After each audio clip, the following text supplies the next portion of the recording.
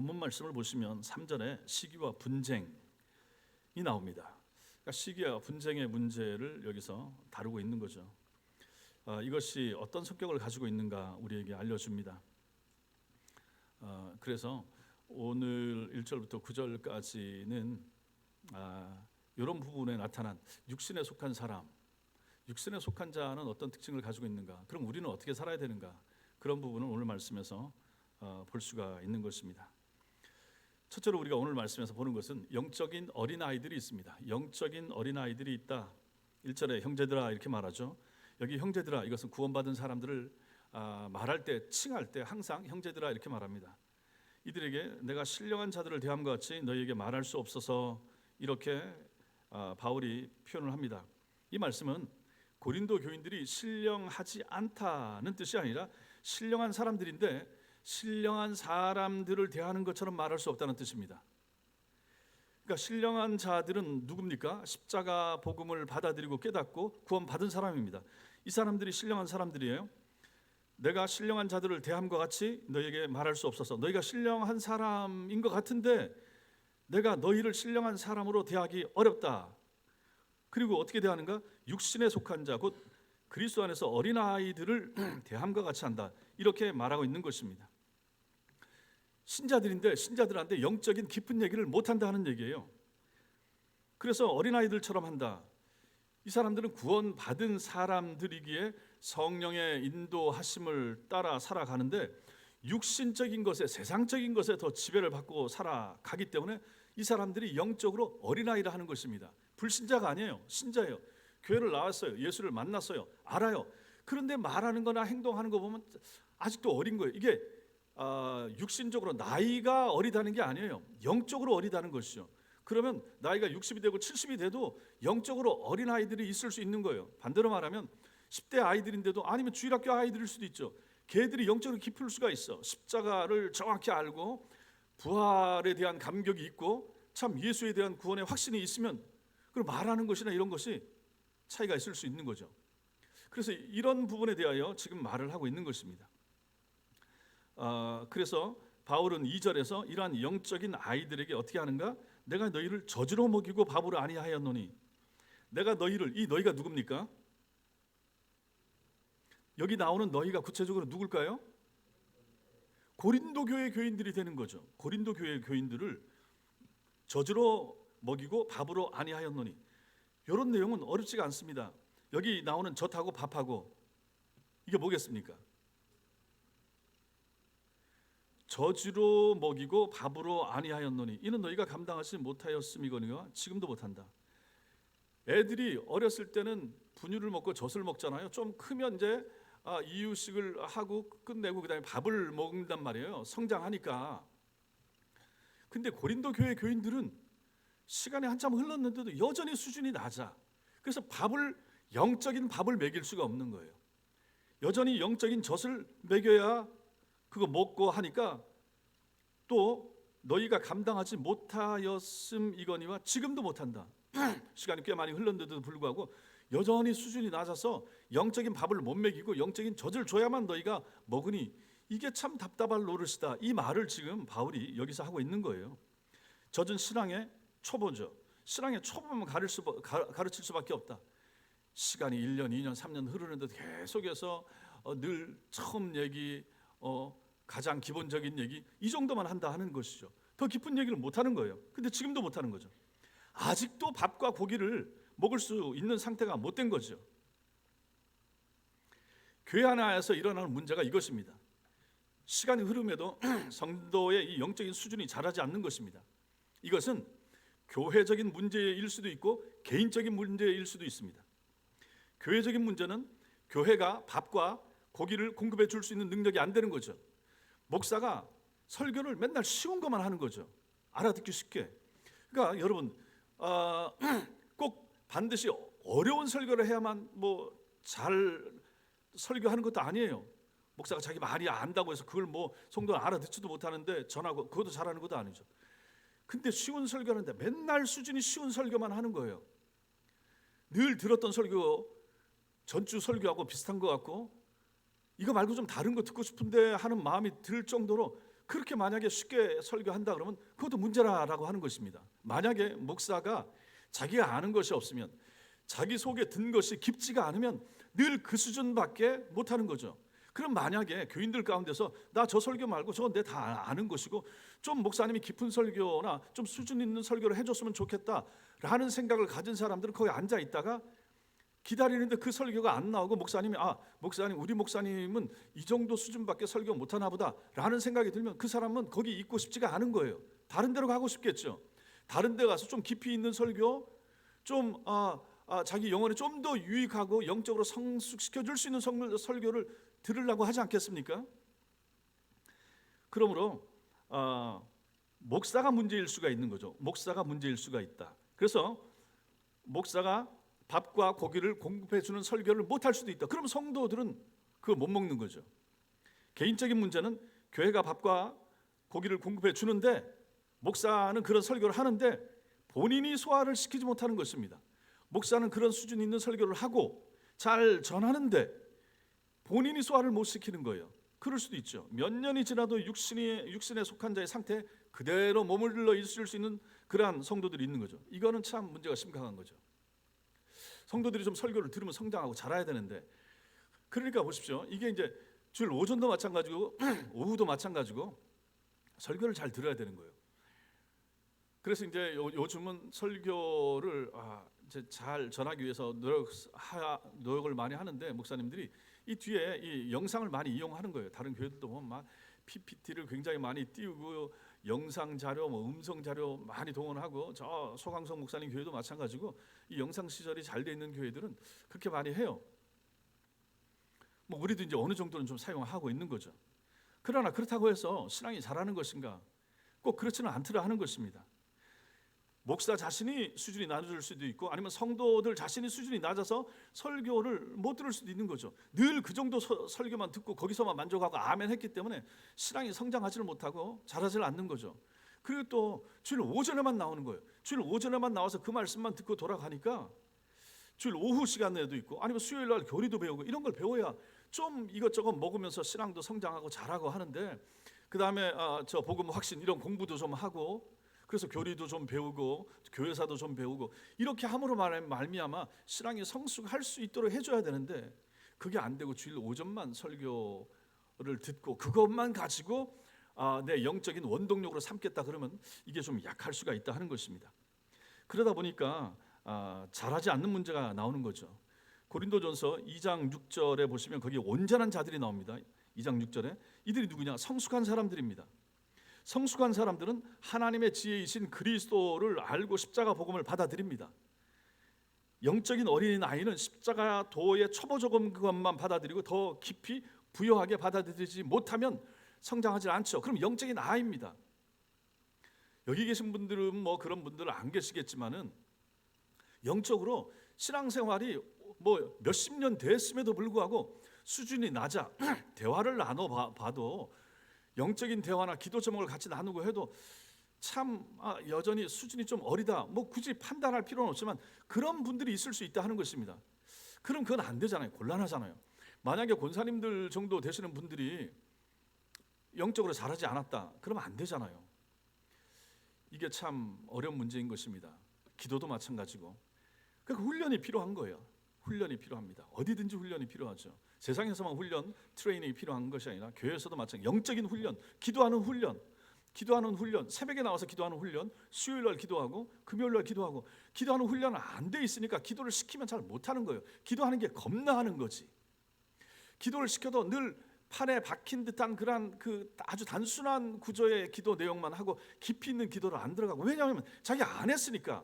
평상시에 기도를 안 하는데 아무리 적어서 기도한다고 한들 자기 기도하는 수준만큼 기도를 적을 수 있고 자기 할 수가 있잖아요.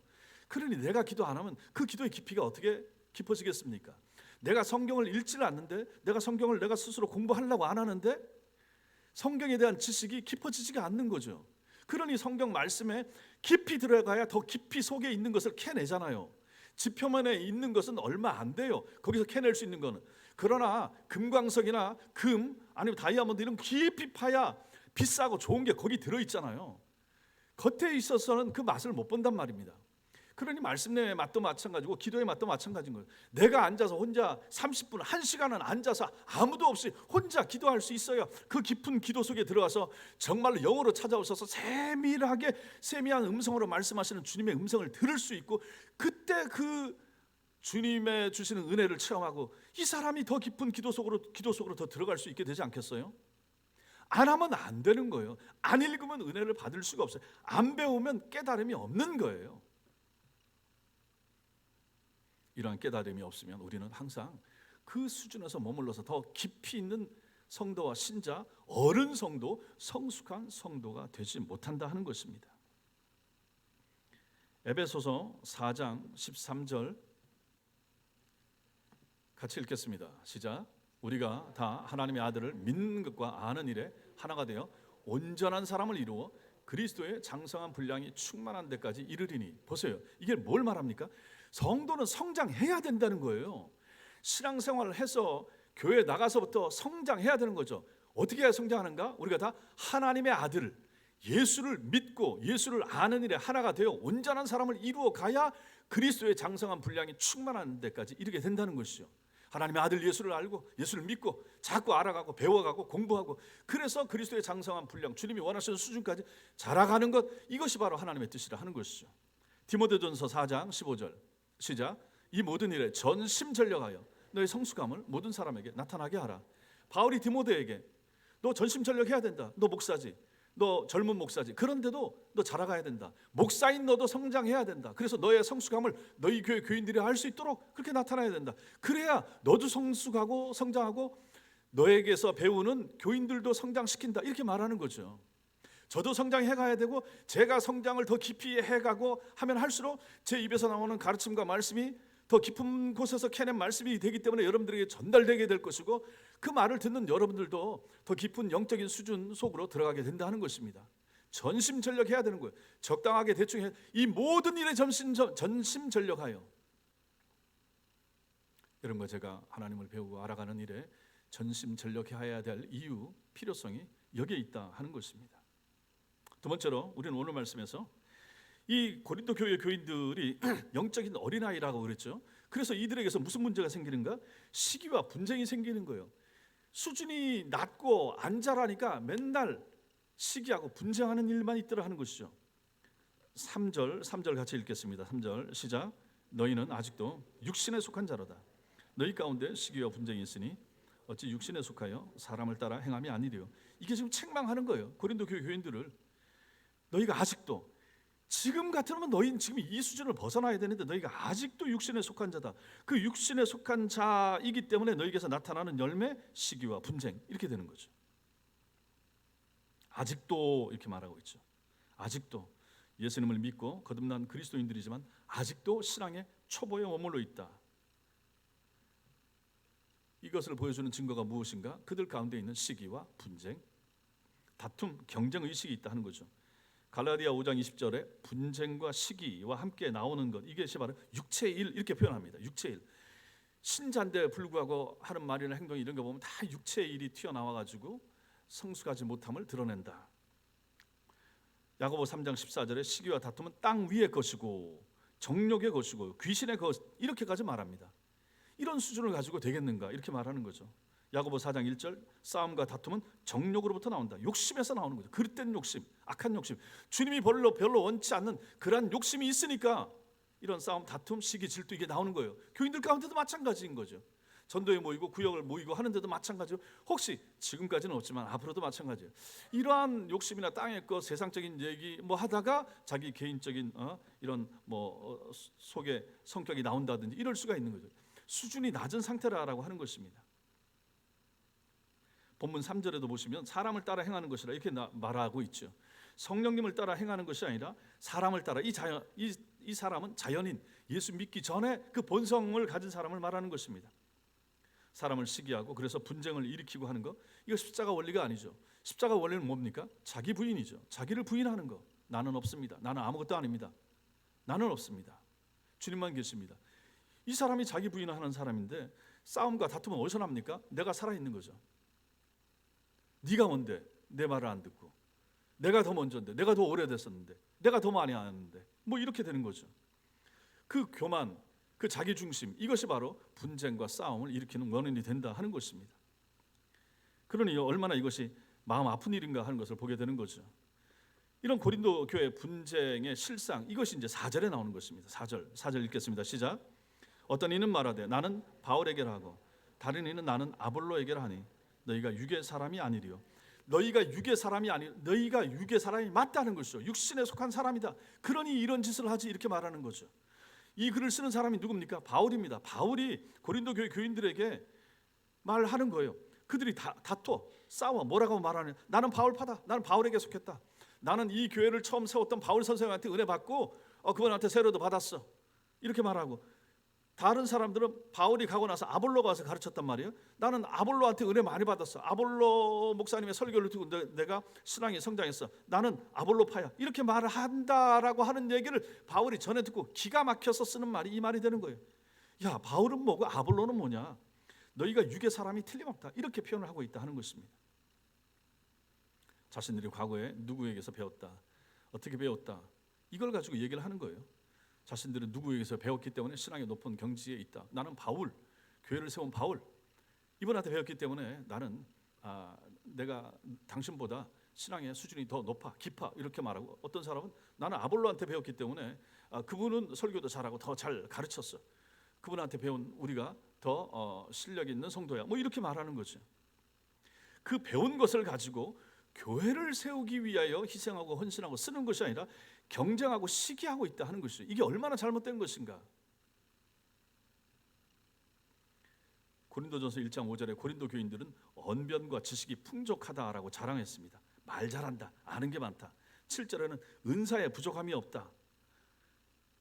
받은 은사가 너무 많아, 하나님께로부터 받은. 근데 이런 것을 가지고 하나님의 영광을 드러내고 교회를 든든하게 세워야 되는데 그런 게 아니라 그거 가지고 시기하고 분쟁하는 거죠. 내가 더 많이 알고 내가 더 많이 공부하고 뭐 이런 거 가지고. 오늘날에도 교회 안에 분쟁이 생길 때 그런 일로 싸우는 경우가 얼마나 많습니까? 나는 뭐 개척교인이고 나는 뭐 이 교회 세웠던 누구와 관계돼 있고 아니면 뭐 나는 뭐 우리 이 교회 목사님 가족들이고 뭐 이렇게 해가지고 편들이 이렇게 저렇게 나눠지는 경우가 얼마나 많은가 하는 것이죠.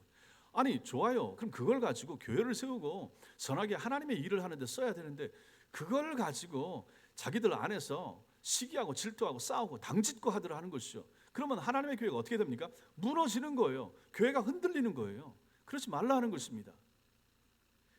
직분 가지고도 마찬가지고 내가 교회 오래 다닌 것도 마찬가지인 것이고 뭐 내가 성경 지식이 많고 아는 것도 마찬가지.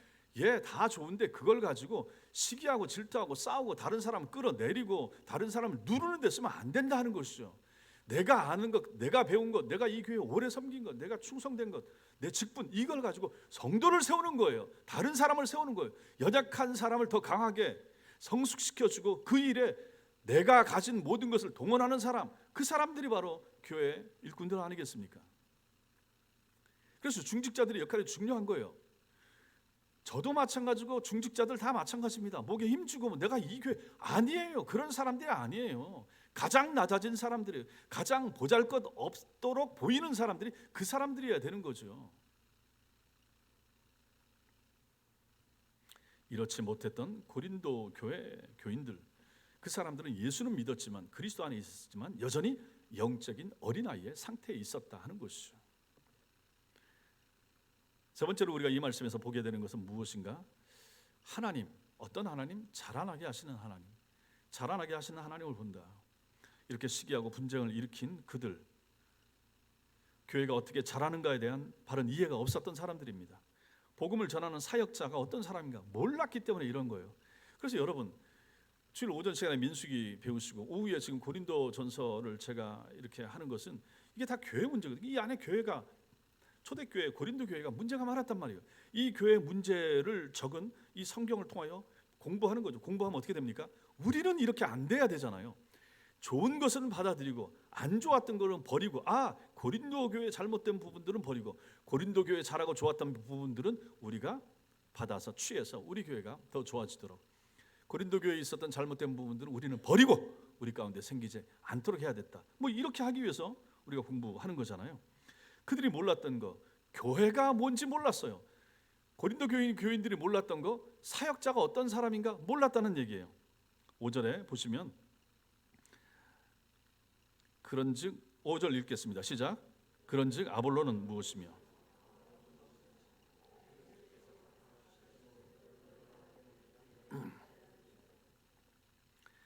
여기도 잘 보세요.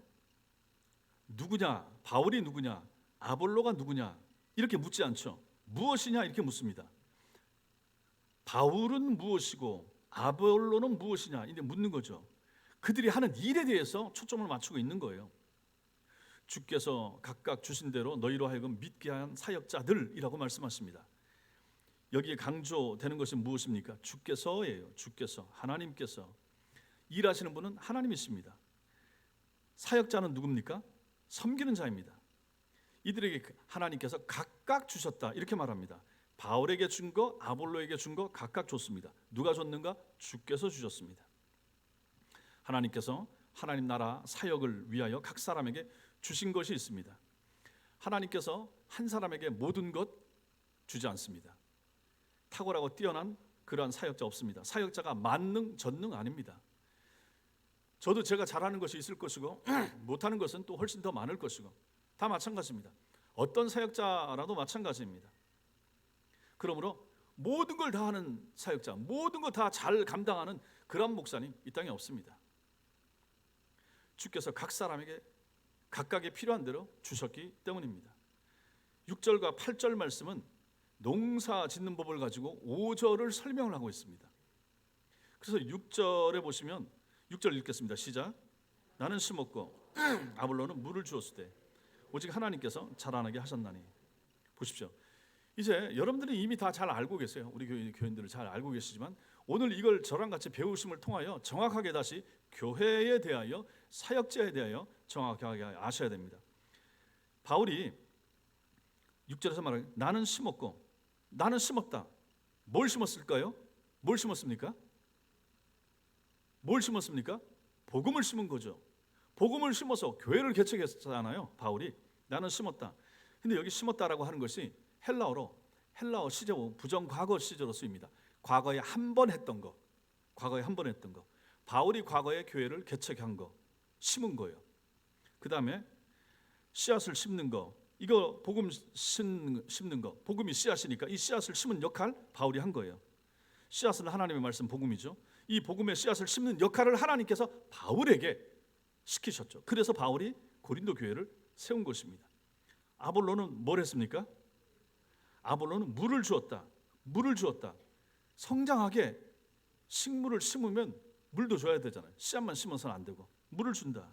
여기 물을 주었다. 이것도 부정과거형으로 쓰이고 있습니다. 한 번 물을 주었다 하는 거죠. 그가 사역을 몇 년을 했지만 바울도 교회를 세우느라고 수고하고 여러 달 애쓰고 힘쓰고 했지만 한 번 복음을 심었고 교회를 개척했고 한 번 아볼로도 물을 주었다. 심어진 씨앗이 자라도록 역할을 도와주는 역할을 한 거죠. 그러면 복음의 씨앗이 없으면 물 주는 것에 의미가 없죠. 아볼로는 가르치는 일을 많이 열심히 한 것 같습니다. 바울은 복음의 씨앗을 심었고 아볼로는 많이 가르치는 사역을 잘 감당했습니다. 고린도 교회를 위해서 그들이 한 역할은 이렇게 다른 거예요. 교회를 개척한 사람과 교회를 잘 가르쳐서 세운 아볼로의 역할 다른 것입니다. 하나님께서 그들에게 주신 은사를 따라서 그들이 이렇게 감당 잘 한 거죠. 하나님께서 하게 한 거죠. 자, 그러고 나서 그런데 중요한 것이 이제 그 뒤에 나오는 거죠. 뒤에 나오는 중요한 것이 뭡니까? 자라가게 하셨다. 그분이 누굽니까? 하나님께서. 오직 하나님께서 이렇게 씁니다. 오직 하나님께서. 오직 하나님께서 자라나게 하셨는데 여기 자라나게 하셨다. 이것은 계속과 반복을 나타내는 헬라에서 미완료 시제를 쓰고 있습니다. 미완료 시제. 계속해서. 자, 보십시오. 앞에 심었다, 물 줬다, 부정과고 한 번만 했다 그런 거예요. 바울이 심어서 교회 개척하고 아볼로가 가르쳐서 교회를 좀 성장시키면서. 그런데 계속해서 자라가게 역사하시고 그 고린도 교회 교인들이 하나님의 은혜 안에서 자랄 수 있도록 하시는 거. 그건 누가 하시는가? 하나님이 하신다. 하나님이 하신다. 제일 중요한 게 심는 겁니까? 물 주는 겁니까? 자라게 하는 것입니까? 자라게 하는 것입니다. 농사를 지을 때 사람이 씨앗을 심고 물 주는 것도 중요하지만 자라도록은 사람이 못합니다. 자라게 하시는 것은 하나님의 역사입니다. 바람을 불게 하시고 햇빛을 주시고 적당하게 하시는 거 하나님이 하시는 것입니다. 열심히 모내게 해서 심어놨지만 비가 내리지 않아서 가물면 다 죽어요. 그 소용이 없는 것입니다. 이 역할을 하나님이 하셔야 되는 것이죠. 그래서 7절에 말합니다. 시작. 그런즉 심는 이나 물 주는 이는 아무것도 아니로되 오직 자라게 하시는 이는 하나님뿐이니라. 심는 사람, 물 주는 사람 아무것도 아니라고 표현합니다. 이 글을 쓴 사람이 바울이에요. 심는 사람은 자기였어요. 물 주는 사람 자기 뒤에 왔던 아볼로였어요. 우리들은 아무것도 아닙니다. 이렇게 말합니다. 오직 자라게 하시는 이는 하나님뿐이시니라. 하나님만이 드러나는 거죠. 오직 자라나게 하시는 하나님. 사역자들이 누굽니까? 이 땅의 목사들이 누굽니까? 그리스도를 믿게 하도록 사역하는 주님의 종들입니다. 믿음을 줄 수 있는 사람이 아니에요. 제가 이 부분 자주 말씀드렸죠. 전 정말 그러고 싶어요. 제가 믿음을 주고 싶어요. 여러분 속에 할 수만 있다면 뭘 해서라도. 그런데 제가 할 수 있는 게 아니더라 하는 것이죠.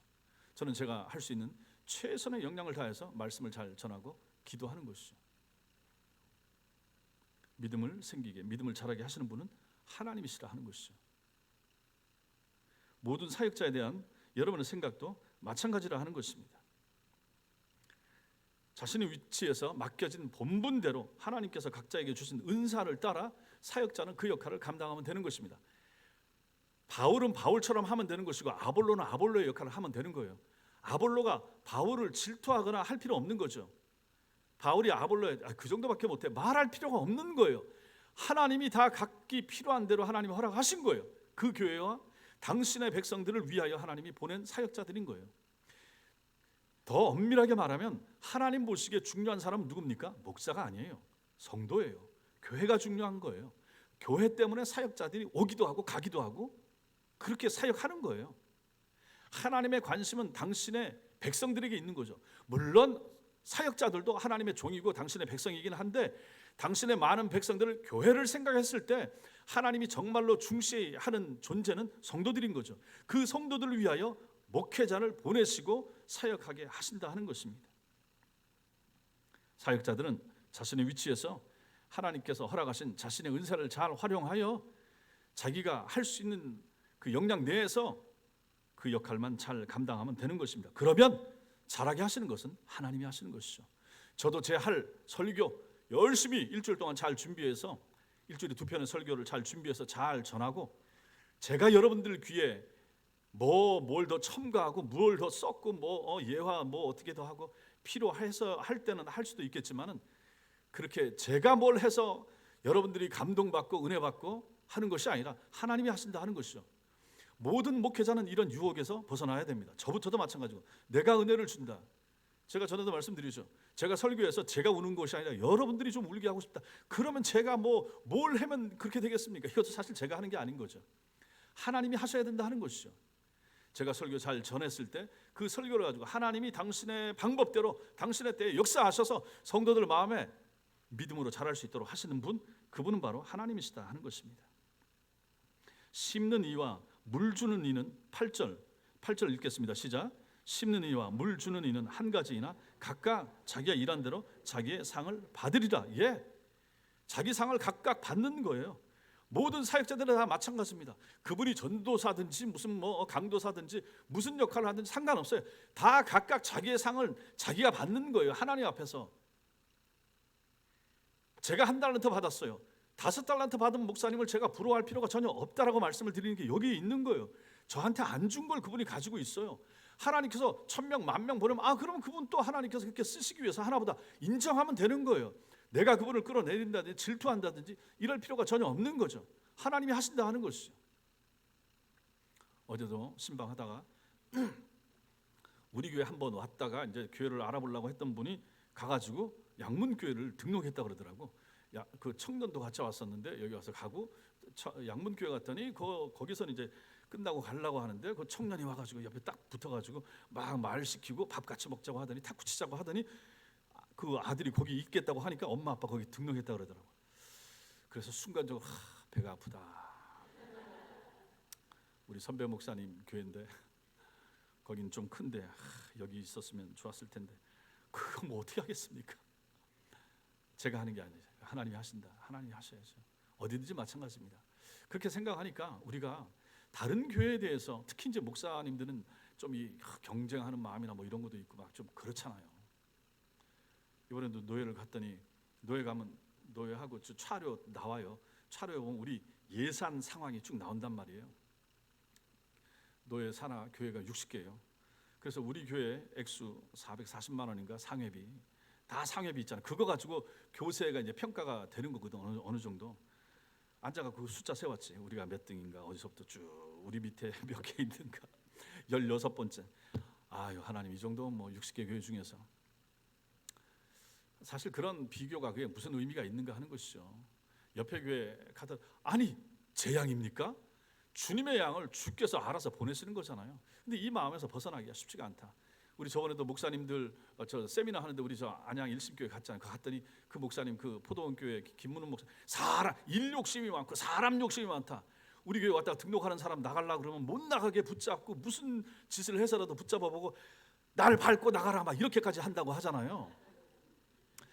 그런 열심과 뜨거움 그럼 필요하기도 하죠. 저도 만약 그렇게 날 밟고 지나가서 했었으면 좀 더 잡을 수도 있지 않았을까 생각하는데 필요하기도 해요. 그런데 우리가 하나님의 양, 하나님의 백성, 그 성도가 나가서 이단이나 신천지나 어디 다른 데 안 가고 다른 교회 가면 내 양이 아니라 주님의 양이잖아요. 주님의 양이 이 교회 있다 저 교회 갈 수도 있고 저쪽 있다 저쪽 갈 수도 있지. 그냥 이쪽 갔다고 해서 뒤에서 뭐라고 말하고 하나님이 저주할 거야 이런다든지 이건 말이 안 된다 하는 것이죠. 이건 저한테 하는 얘기예요. 목사들이 정신 차려야 되고 하나님 앞에서 내 양이 아니라는 거죠. 주님의 양이죠. 그런 생각을 해야 되는데 이게 다 지금 그 얘기는 심는 이와 물 주는 이는 한 가지다. 각각 자기가 일한 대로 자기 상을 받으리라. 제가 일하고 제가 충성한 것에 대한 상은 제가 하나님께로부터 받는 거예요. 우리 교회 같으면 우리 첫 목사님이 여기 심었죠. 바울 같은 역할을. 저는 아볼로 같은 역할을 하는 거예요. 이 역할을 전 잘 감당하면 되는 거예요. 굳이 첫 목사님하고 저하고 첫 목사님 성품도 좋으시고 뭐 사람도 잘 사귀시고 뭐 적도 없고 제가 그걸 가지고 뭐 질투한다든지 이럴 필요 전혀 없잖아요. 그분은 그분대로 잘 쓰임 받으셨고 이제 저는 제가 할 역할을 여기서 하면 되는 거예요. 제가 이제 나가고 나면 그 다음에 또 다른 사역자가 마찬가지입니다. 그러면 여러분들은 마찬가지예요. 전임 사역자를 생각할 필요가 없는 거예요. 지금 인간적으로 생각할 수가 있고 뭐 고마운 마음 당연히 품고 있을 수 있죠. 그래서 마찬가지예요. 지금 이 말하다가 생각나는데 이제 강릉에 이제 산불이 났어요. 저번에 막 바람 불어가지고 그래서 막 불났다는 얘기 듣고 제가 그 다음날 전화를 했죠. 그래서 목사님 괜찮으십니까? 괜찮대. 그래서 자기가 여기 와서 그런 산불 처음 봤다. 그런 바람 그렇게 세게 부는 거. 거기 그 처남이 펜션을 3개를 하잖아요. 괜찮으십니까? 했더니 괜찮대. 바로 옆에 펜션까지 탔는데 처남 펜션은 괜찮았다고 그래서 그러면서 이제 고맙다고 이렇게 하시더라고요. 그러니까 여러분들도 마찬가지. 그런 거 있으시면 여러분 전화 한 번씩 하셔야죠. 그렇잖아요. 여러분들이 제가 뭐 하지 말라고 한 것도 아니잖아요. 여러분들은 여러분들의 도리를 하시고 목사님 괜찮으십니까? 그건 필요한 거죠. 또 제가 이렇게 얘기해야 제가 나중에 나간 다음에도 여러분들이 저한테 전화할 거 아니겠습니까? 그러한 관계가 필요하다 하는 것입니다. 어쨌든 그 다음에 전임 사역자들은 생각하지 않는 거예요. 지금 저와 같이 할 때는 저와 함께 같이 가는 것이고 제가 물러나고 나면 그 다음 사역자가 오면 앞에 갔던 저는 잊으시고 그 사역자와 함께 여러분들은 또 교회를 섬기는 것입니다. 이게 바로 각각 자기가 일한 대로 자기의 상을 받는 것입니다. 저를 보면서 아유 목사님은 저걸 못하네 저게 부족하네 비교하지 마시고 지금 부족한 그대로 받아들여 주시고 그 연약함을 위해서 기도를 해주시고 잘할 수 있도록 여러분들 격려해 주시고 도와주시고 하는 것이 여러분들의 책임이라 하는 것입니다. 이런 면들을 우리는 오늘 이 고린도 교회의 연약함을 책망하면서 이러면 안 된다라고 말하는 이 바울의 모습을 통해서 우리가 이런 면을 보고 배우게 되는 것입니다. 마지막으로 우리는 오늘 본문에서 신령한 자가 되라라고 하는 교훈을 받습니다. 이게 이제 9절입니다. 9절 같이 읽겠습니다. 시작. 우리는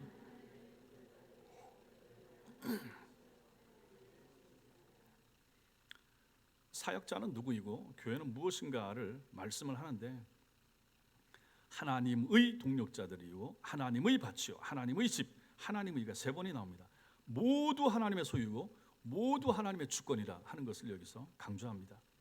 우리는 누굽니까? 우리는 누구냐? 하나님의 동력자입니다. 하나님의 동력자. 사역자들은 하나님의 동력자, 일꾼들입니다. 하나님을 섬기는 일에 함께 협력하며 함께 일하는 동력자들. 여러분과 저도 하나님의 동력자이고 목사 다 하나님의 동력자들입니다. 하나님의 나라를 위하여 함께 일하도록 부름받은 것이 얼마나 감사한가. 우리는 서로 시기하고 경쟁할 상대가 아니고 하나님의 뜻을 위하여 협력하는 것이 마땅합니다. 옆에 있는 교회도 마찬가지입니다. 옆에 있는 교회와 옆에 있는 목사와의 관계도 마찬가지인 것이죠. 경쟁 대상이 아니에요. 샘물교회가 우리 경쟁 대상이 아닙니다. 평안교회나 사랑스러운 교회가 우리가 경쟁할 대상이 아닌 거예요. 말씀드렸죠. 지금 교회 나오는 사람들은 10분의 1밖에 안 됩니다. 10분의 9는 여전히 주일날 교회 안 나오고 밖에 있어요. 돌아다니고 있어요. 쇼핑하고 있어요. 우리가 바라봐야 될 사람들은 다른 교회 가는 사람, 옆에 성일교도 마찬가지고 우리 교회 경쟁자가 아니잖아요. 밖에 있는 불신자들이 우리가 관심을 가져야 될 대상이 거기에 있는 거예요. 다른 교회 질투하거나 시기하거나 그럴 필요 전혀 없는 거예요. 다른 사역자, 다른 목사 볼 필요 없는 거예요. 우리는 내가 있는 자리에서 내가 해야 될 일 잘 감당하면 되는 것이고, 우리 교회 사역자와 함께, 우리 교회 일꾼들과 함께, 우리 교회 구역장들과 함께 그 역할을 잘 감당하면 된다 하는 것입니다. 우리가 하나님의 동력자들입니다. 너희는 하나님의 밭이요 하나님의 집이니라. 너희 성도는, 너희 고린도 교회 교인들은 하나님의 밭, 하나님의 집이라. 이렇게 설명을 하고 있습니다. 하나님의 밭, 하나님의 집. 하나님께서 경작하시고 있는 그러한 산물이고 하나님께서 지으시고 있는 건축물이다. 이런 뜻이 됩니다. 하나님의 밭. 여러분들이 하나님의 밭입니다. 하나님이 여러분들을 거기에 뭘 심고 자라게 하시고 그렇게 하시는 존재라. 하나님의 집. 여러분을 하나님께서 세워나가신다. 건축하고 계시다 하는 것이죠. 누구를 통하여? 하나님의 동력자들인 사역자들을 통하여 그 일을 하신다 하는 것이죠. 그러니까 그런 면에서 여러분들은 사역자인 저나 교역자들을 존중하고 존경하고 따르는 이유가 거기에 있는 거죠. 하나님의 사람들인 하나님의 밭이요 하나님의 집으로 성장하고 자라가야 될 여러분들에게 영적인 양식과 꼴을 제공하고 여러분들을 위하여 살펴주고 기도하는 그러한 의미에서 사역자들을 존중할 의무가 있는 것이고, 또 사역자들은 그러한 하나님의 밭이고 하나님의 집인 성도들을 잘 세워가는데 잘 열매 맺도록 하기 위하여 내 시간과 내 정성과 내 삶을 드리는 사람들, 이 사람들이 바로 바울과 아볼로 같은 그런 사역자, 주님의 동력자라는 것입니다. 그리고 보십시오. 사역자들은 곡식을 뿌리고 물 주는 일꾼들입니다. 사역자나 하나님의 백성은 전부 다 하나님께 속한 하나님의 것입니다. 사역자들도 하나님의 것이고 성도들도 하나님의 것입니다. 일꾼이 일을 했다고 곡식을 가져가는 게 아니죠. 곡식은 주인의 것입니다. 교회는 사역자의 것이 아닌 하나님의 것입니다. 제가 이걸 잘 생각해야 됩니다. 제가 사역자지만 여러분들이 제 양이 아니고 여러분들이 제 곡식이 아닙니다. 여러분들은 하나님의 것입니다. 여러분들은 하나님의 곡식입니다. 여러분은 하나님의 것입니다. 이 생각을 제가 잊으면 안 된다 하는 것입니다. 이것을 잘못 생각하고 잘못 욕심을 부리다 보면 이제 목회자들이 잘못된 길로 가는 거예요. 자기 교회처럼 생각하고 자기 양떼처럼 생각하고 자기 마음대로 해도 괜찮은 것처럼 생각하고, 이것이 이제 잘못되고 패망하는 길이 되는 것입니다. 이러한 사실을 잘 아는 것, 잘 배우는 것, 이것이 바로 성숙한 사람, 신령한 사람의 모습이 된다, 이렇게 말하는 거죠.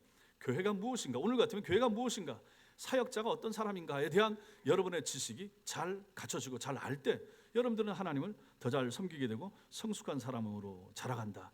그리고 이런 교회에 대한 비밀, 이런 것을 고린도서를 통해서 잘 배우면 우리는 신령한 사람으로 성장해 가는 거예요. 성숙한 사람으로 자라가는 거예요. 그것이 여러분과 저에게 필요하다 하는 것입니다. 믿음 있는 사람, 신앙 있는 사람으로 자라가는 거죠. 성도 여러분, 그래서 여러분과 저에게 믿음이 필요합니다. 저도 마찬가지고 여러분도 마찬가지고. 제가 이제 다음 주 오후에는 우리 박은진 목사님 설교하시고 제가 교회 한 군데를 가야 됩니다. 교회가 문을 닫습니다. 교회가 문을 닫는데 제가 임시 당회장이라 거기 가서 공동의회를 해서 마지막으로 그 교회 문을 닫게 해야 됩니다. 그런데 이제 이 교회에 제가 여기 와서 이제 한 3년 가까이 돼 가는데 그 교회 얘기를 계속 듣고 보고 하면서 막 마음 안타까워. 제가 와 있는 동안에 지금 벌써 사역자가 3번이나 바뀌고 있는 거예요. 왔다 가고 안 맞아서 가고. 근데 제가 여기서 생각하는 것이 이제 그 교회를 세웠던 분이 이제 마지막으로 이제 문 닫으려고 하고 지난주에 같이 모여서 이 시찰 목사님들하고 식사하고 하면서 얘기를 하고 이제 마지막으로 하실 얘기 하시라고 했더니 뭐 얘기 저기 하고 마지막으로 섭섭했다라고 얘기하면서 내가 여기 와서 개척하고 교회를 하는데 좀 선배 목사님들이 잘 좀 도와줬으면 좋았을 텐데 좀 후원과 지원 이런 거 잘 안 해줘가지고 참 많이 어려웠다. 그러다가 결국은 이제 문 닫게 됐다. 뭐 이런 얘기를 하는 거예요. 그리고 이제 선배 목사님들은 또 안 도와줬으니까 미안하기도 하고 이제 가만히 있었죠. 그리고 끝나고 나서 이제 그분 가시고 우리들끼리 얘기하는데 목사님들이 이제 그러는 거죠. 본다는 얘기죠. 처음부터 도와주는 것이 아니라 어떻게 하는가 보고 있다 하는 거죠. 봤는데 열심히 안 하더라 하는 거죠. 그분이 이미 그 전에도 교회를 두 군데 문 닫은 적이 있고 선교사를 갔다가 그냥 돌아오기도 하고 이런 전력이 있기 때문에 그냥 처음부터 다시 쉽게 도와주고 우리가 얼마 뭐 도와주고 후원하겠습니다 이런 거 못했다는 얘기죠. 보고 열심히 하고 잘할 것 같았으면 하려고 했었는데 그렇지 않았다. 이제 이렇게 말을 하는 거예요. 그 얘기를 이제 저는 거기서 이제 처음 들은 거죠. 그리고 그 앞에 왔던 사역자도 마찬가지입니다. 멀리 이제 논산에서부터 여기 오는데 와야 되는데 정왕동에 이제 와서 집을 얻어야 되는데 논산에서 집이 한 3천만 원짜리 전세가 있는 거예요. 그 전세 빼서 여기 정왕동 와서 집을 얻으려고 해야 되는데 집을 어디를 얻을 거예요? 3천만 원 가지고 애가 5이고 7 식구인데 뭐 그런 환경 따지고 막 하고 뭐 나라에서 주는 임대주택 해볼까 하다가 결국 안 되고 이러다 보니까 사역을 하는데 일주일에 2번씩 수요일 날 와서 설교하고 돌아가고 주일날 아침에 와서 예배드리고 오후 모임은 없으니까 오전만 하고 돌아가고 그러니까 이제 사역이 안 되는 거예요. 목사님만 일주일에 2번씩 왔다 갔다 하고 사모님은 그쪽에서 무슨 일을 좀 하시고 그런 것들을 나중에 또 선배 목사님들이 얘기하더라 이거죠. 그 교회가 그런 환경과 어려움이 있긴 하지만 그럼에도 불구하고 저들이 만약에 그 교회 저쪽 구석을 막아가지고 사택을 쓰면서 그 어렵고 힘들게 전기장판 놓고 생고생하면서 개척하는 모습을 봤다 그러면 도와줬다는 얘기죠. 그런 모습이 안 보이더라 하는 거죠. 뭔가 희생하고 섬기고 충성하고 열심히 다해서 죽기까지 하나님의 교회를 위해서 애쓰고자 하는 모습이 있었으면 우리가 왜 안 도와줬겠느냐 이런 얘기를 다 하는 거예요. 성문교회 목사님도 마찬가지고 자기네가 가지고 있는 집도 있고 공간도 있으니까 와서 살게 하고 충분히 그럴 수도 있었는데 그런 모습과 열정이 사역자에게 안 보이더라 하는 것이죠. 그래서 그 얘기 들으면서 저도 깨달음이 많았던 거죠. 믿음이 무엇인가? 믿음이 뭡니까? 믿음은 환경을 보는 게 아니에요. 믿음은 계산하는 게 아니에요. 계산 안 하고 열심히 거기다 자기 자신을 던지고 들어갔더니 하나님이 도와주는 거. 그게 이제 믿음이고 그게 거기서 우리는 하나님의 역사를 체험하는 거죠. 여러분과 제가 다 그런 거 아닙니까? 뭘 하려고 해도 막 살피는 거지. 물론 세상 일은 미리 살피고 사전 조사하고 해야지. 그럼 믿음은 다르더라 하는 것이죠. 믿음은 하나님만 바라보는 거예요. 하나님 바라보고 나 자신을 믿음 안에서 던지는 거예요. 암담하고 깜깜하고 계산하면 답이 안 나오는데 믿음으로 가는 거예요. 그래서 그 교회를 생각하면서 그러한 모습이 없었던 것을 괜히 선배 목사님들은 뭐 교회 성장하고 잘하고 뭐 그분들이 다 그런 과정을 겪었기 때문인 거죠. 그러면서 이제 보는 거죠. 후배나 나중에 하는 분들이 정말로 그렇게 교회를 위하여 자기 자신을 바치고 던지고 2명 3명 모이는 교회에도 최선을 다해서 가족들과 함께 이전에 해와서 그쪽을 다 정리해버리고 사모님도 옮기고 해서 최선을 다해서 했었으면 도와줬다는 얘기예요. 거기서 우리는 이 믿음이 무엇인가를 보게 되는 거죠. 환경 바라보고 계산하지 않는 것입니다. 이건 여러분도 마찬가지입니다. 앞으로 뭘 하더라도 마찬가지예요. 자꾸만 인간적인 머리를 굴리고 이거 계산해보고 주판을 튕겨보고 사람이 도와줄 것인가 뭘 해줄 것인가 그러지 말란 얘기예요. 하나님께 베팅하는 거예요. 베팅을 하나님께 하는 거예요. 주여 도와주세요. 그게 기도하는 거 아니겠습니까? 그래서 주님 앞에 엎드리고 나와서 기도하고 해야 되는 거죠. 교회가 다 마찬가지예요. 저도 마찬가지. 여기 있는 동안에 제가 뭐 누구를 의지하고 뭐 어떻게 해야 되고 무슨 방법 뭐 그렇게 해서는 안 된다 하는 거죠. 하나님만 바라봐야 되는 거죠. 저만 그렇게 했습니까? 여러분 다 마찬가지입니다. 그런 믿음 있으시기 바랍니다. 기도하겠습니다.